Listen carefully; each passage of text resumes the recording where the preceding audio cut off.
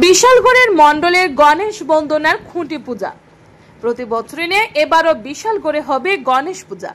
আগামী 27 আগস্ট থেকে পূজা শুরু হবে। বিজেপির বিশালগড় মণ্ডল কমিটির উদ্যোগে সাড়ম্বরে গণেশ বন্দনার প্রস্তুতি চলছে।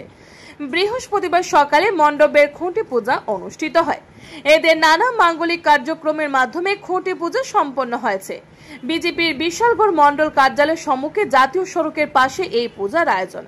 খুঁটি পূজার অনুষ্ঠানে উপস্থিত ছিলেন বিজেপির মণ্ডল সভাপতি তপন দাস, বিশালগড় পঞ্চায়েত সমিতির চেয়ারপারসন অতসী দাস, ইসকন পালাটানা মন্দিরের সভাপতি শ্রীপাদ প্রেমদাতা দাস সহ সভাপতি জনার্দন দাস সহ এলাকার বিশিষ্ট নাগরিকেরা। সকাল থেকেই মহিলা মোর্চার কার্যকর্তারা খুঁটি পূজার আয়োজনে হাত লাগান। মণ্ডল সভাপতি তপন দাস জানান, প্রতি বছরের মতো এবারও বিধায়ক সুশান্ত দেবের অনুপ্রেরণায় 3 দিন ব্যাপী গণেশ পূজায় বিভিন্ন কার্যক্রম হাতে নেওয়া হয়েছে। পূজায় সাংস্কৃতিক অনুষ্ঠান সহ বিভিন্ন ধরনের আয়োজন রয়েছে। প্রতিদিন মহাপ্রসাদ বিতরণের ব্যবস্থা থাকবে।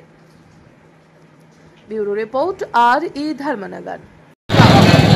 আপনারা জানেন যে প্রতি বছরের নেই এবছরও আমাদের বিশালগড় মণ্ডলে আয়োজিত বিধায়কের উদ্যোগে আমাদের বিশালগড় মণ্ডলের সমস্ত কার্যকর্তারা মিলে এবং সমস্ত রাজ্যবাসীকে আমরা নিমন্ত্রণের মাধ্যমে জানিয়ে দিতে চাই যে আগামী 27 আগস্ট আমাদের গণেশ বাবার পূজা শুভারম্ভ হবে। প্রত্যেককে আমরা এই পূজায় অংশগ্রহণ করার জন্য আমন্ত্রিত রইল।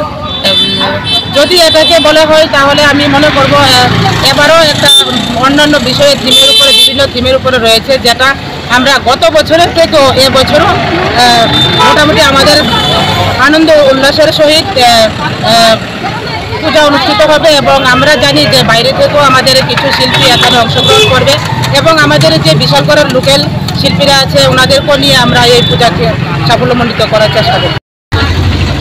এখানে আমাদের জানা মতো আজকে আমরা খুঁটি পূজা হয়েছে, তো আমরা আশা রাখছি সমস্ত রাজ্যবাসীর উদ্দেশ্যে এখানে আমাদের 8 থেকে 10 হাজারের বেশিও হতে পারে। খুব আনন্দ লাগছে, যেটা আমরা প্রতি বছরে নেই এই বছরও আমরা বিশালগড় মণ্ডলের দিদিরা মিলে সবাই এই পূজাকে আমরা সাফল্যমণ্ডিত করার জন্য আজকে খুঁটি পূজার মাধ্যমে আমরা বার্তা দিতে চাই।